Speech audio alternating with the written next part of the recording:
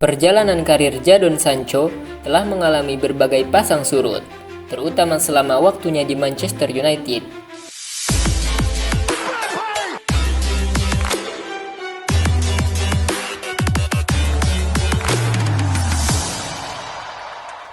Sancho, yang awalnya digadang-gadang sebagai salah satu talenta muda terbaik Eropa setelah masa gemilangnya di Borussia Dortmund, tampak kesulitan menunjukkan performa serupa di Inggris.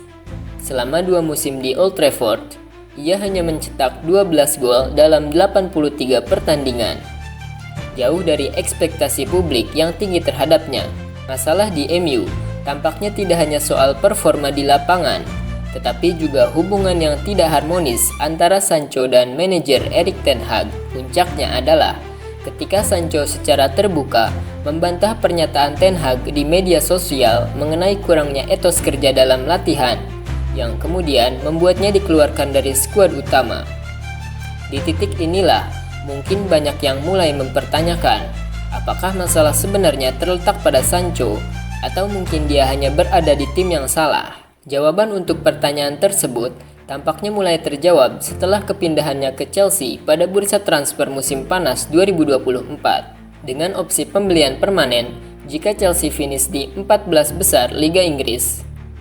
Kepindahan ini jelas bukan sekedar langkah sementara, melainkan tanda bahwa baik Sancho maupun Chelsea melihat potensi jangka panjang. Yang menarik, debut Sancho di Chelsea langsung mencuri perhatian.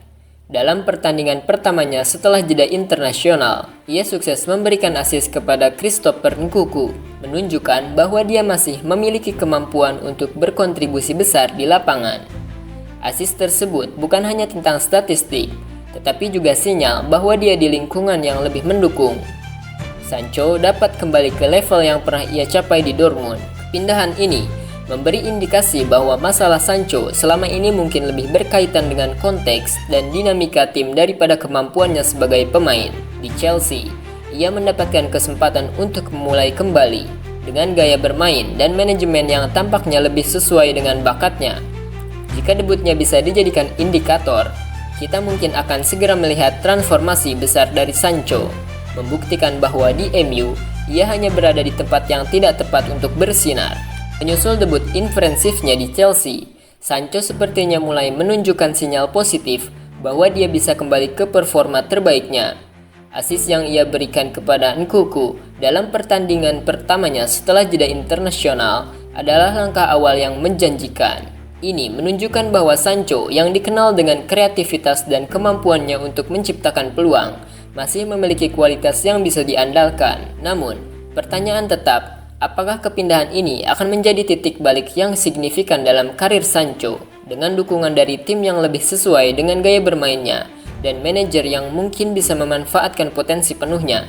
Sancho berpotensi untuk kembali bersinar. Keberhasilannya di Chelsea akan sangat tergantung pada bagaimana dia bisa beradaptasi dengan lingkungan baru dan menjalin hubungan yang baik dengan rekan-rekannya. Jika performa debutnya adalah indikasi awal, ada kemungkinan besar bahwa Sancho akan membuktikan bahwa dia di tempat yang tepat.